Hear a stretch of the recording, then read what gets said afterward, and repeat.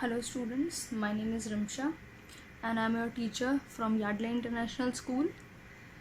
I hope you remember कि last time मैंने आपको आपके इंग्लिश का चैप्टर 1 पढ़ाया था. इसका नाम था Mulla Nasruddin and crook neighbour. Okay, तो हमने इसकी स्टार्टिंग की कहानी पढ़ ली थी कि इसमें मुल्ला नसरुद्दीन के बारे में कि वो एक प्रीस्ट थे अरेबिक में जिसको मुल्ला कहते हैं, और वो बहुत गरीब थे.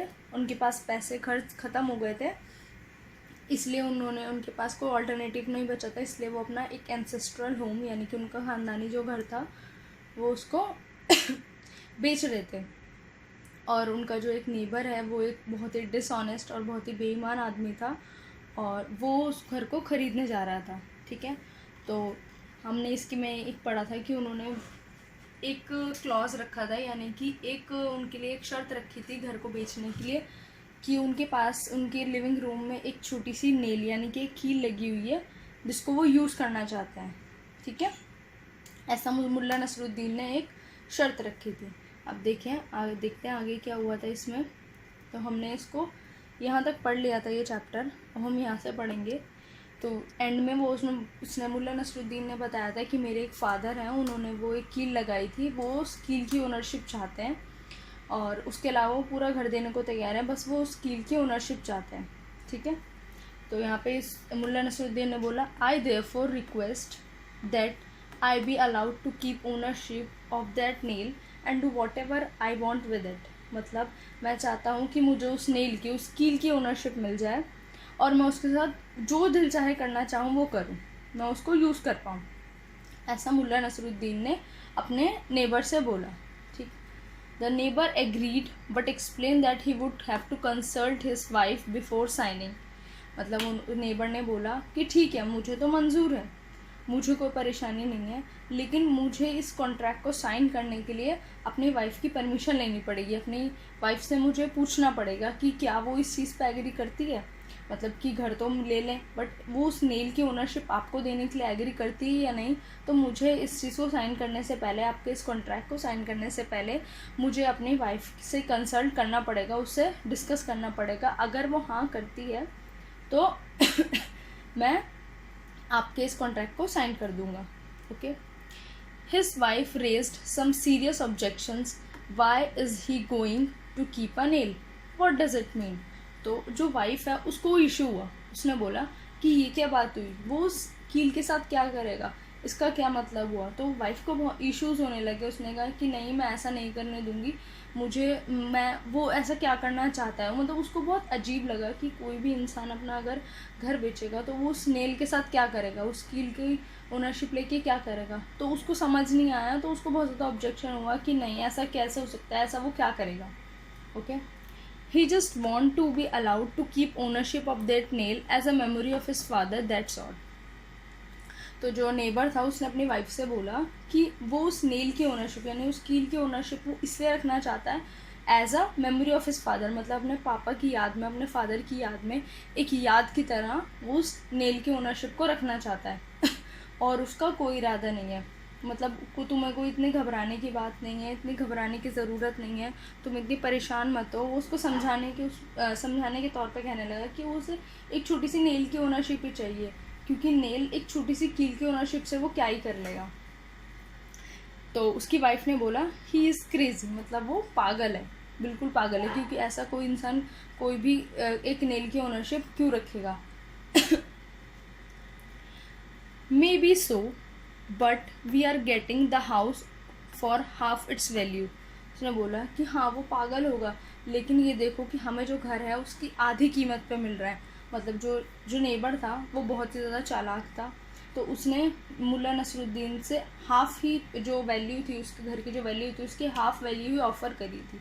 मुल्ला नसरुद्दीन को जो उसने कहा था कि मैं तुम्हारा घर ख़रीद लूँगा, उसकी बहुत ही कम दामों में, बहुत कम प्राइस में उसने ख़रीदने के लिए बोला था.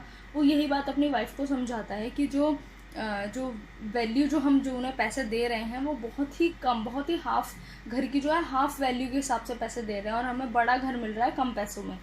सो what is the problem if he wants to keep a small nail. तो फिर क्या परेशानी है अगर वो छोटी कील रखना भी चाहता है. हमें फ़ायदा भी तो कितना हो रहा है, हम इतना बड़ा घर खरीद रहे हैं, हम इतने कम पैसों में इतना बड़ा घर खरीद रहे हैं, तो फिर हम अगर उसको एक नेल की ओनरशिप दे भी दें, अगर एक कील की ओनरशिप उसे दे भी दें, तो उससे क्या ही फ़र्क पड़ता है। The wife finally relented, the contract was signed and Mulla Nasruddin moved out. मतलब जो वाइफ थी, उसकी जो वाइफ थी नेबर की, वो फाइनली राज़ी हो गई कि चलो ठीक है, वो मान गई। उसका इरादा तो नहीं था, उसे अच्छा भी नहीं लग रहा था, लेकिन जब उसे लगा कि हमें एक बड़ा घर मिल रहा है एक कम कीमत में, तो वो आखिर में मान गई। तो कॉन्ट्रैक्ट साइन हो गया और मुल्ला नसरुद्दीन घर से चले गए। वो साइन पेपर लेकर वो चले गए वहाँ से।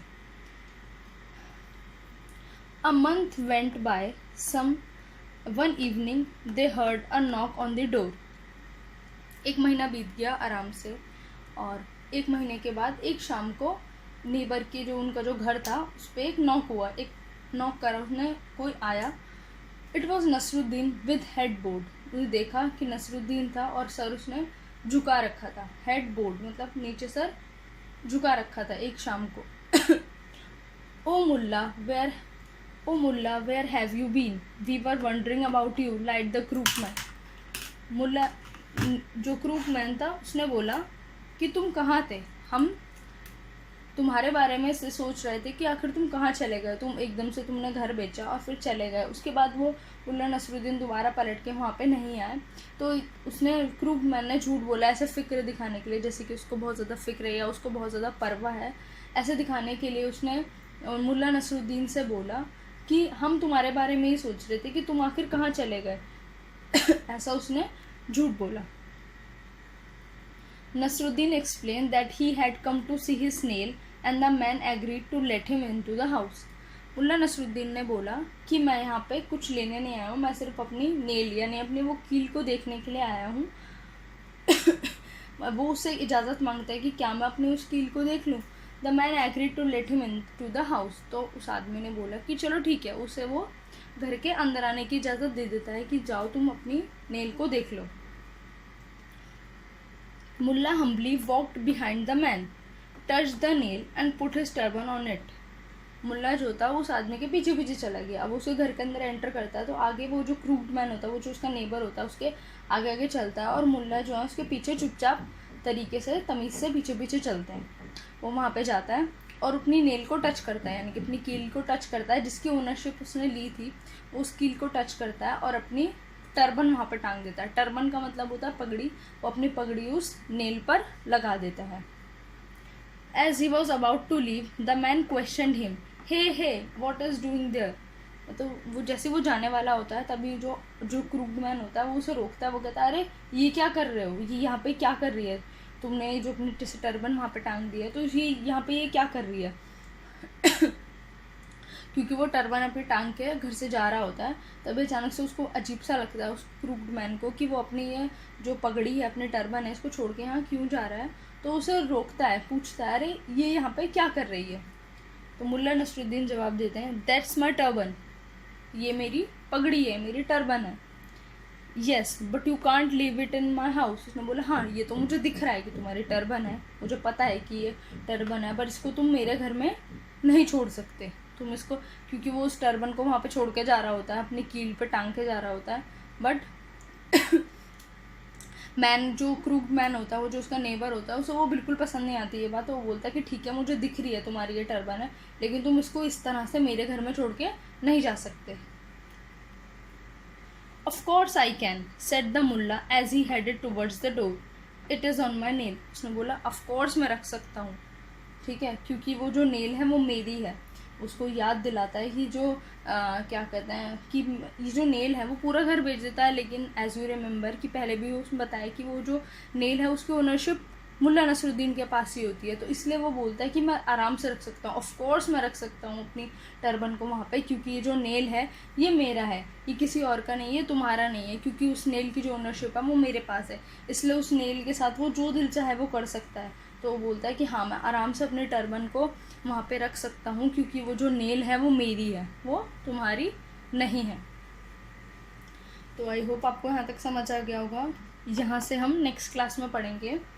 आपकी जब अब तक की जो कहानी है वो बहुत ज़्यादा इंटरेस्टिंग चल रही है।